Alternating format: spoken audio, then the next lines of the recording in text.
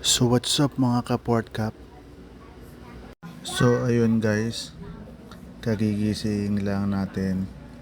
Katatapos lang din po natin kumain guys at maligo. Gawa ng tayo po ay pabalik na sa Manila. Hinatid ko lang po kasi guys yung mga parents ko dito sa Cabiao. At yung nanay ko po kasi ay a-attend ng high school reunion nila guys. At para na rin po makapag-bonding sa mga kamag-anak ko guys. So sa mga hindi pa po nakapag-follow na aking FB page, kindly follow Portcap TV at Portcap for my YouTube account. So shout out kay SIC Alayon, Baby Rabas, SG Bisonya at SG Paray. Dito na po inabutan ng karawan ang inyong lingkod guys sa lugar ng aking nanay. Bihira na rin po kasi tayo makauwi dito guys gawa ng nature ng ating trabaho. At hindi na po nakasama ang aming bunso gawa ng umuwi na po siya at ang kanyang pamilya sa amin sa Romblon. At belated happy birthday sa aking hipag na si Engineer Irene at sa aking kabats na si Bats Elot Sambuanga ng 99 Freaks. So after nga po pala ng ating staycation, dito na po tayo dumiretso sa lugar ng aking nanay. At namimiss niya na po ang kanyang mga kapatid guys. Kasi nung mga tayo'y bata pa at wala pang trabaho, yearly po nakakauwi po kami dito guys. At yon, naglalakad na po tayo papunta sa highway. At parang hindi tayo naligo guys sa tirik ng araw. Sobrang init. Lalong lalo na kapag naglalakad guys.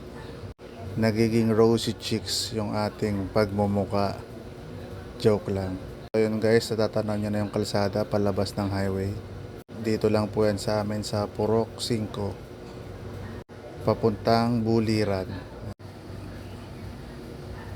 Ayan guys, nalakad na tayo. Ito po yung simbahan ng Katoliko guys. At sa tabi po nyan guys ay yung bahay ng aking pinsan. So shout out kay Pinsang Sheila de Castro.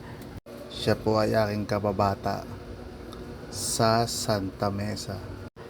Pwede namang sumakay ng tricycle guys, pero mas pinili nating maglakad guys para naman ma-enjoy natin.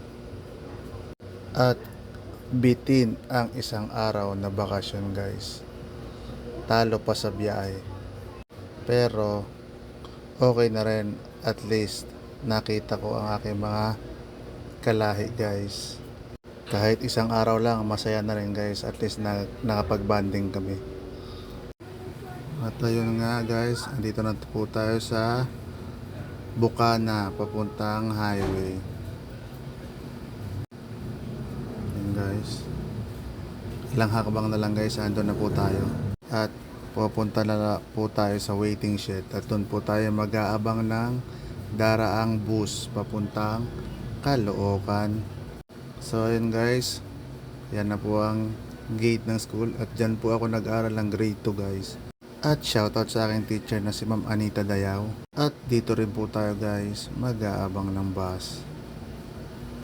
So thank you guys for watching and God bless po sa inyong lahat.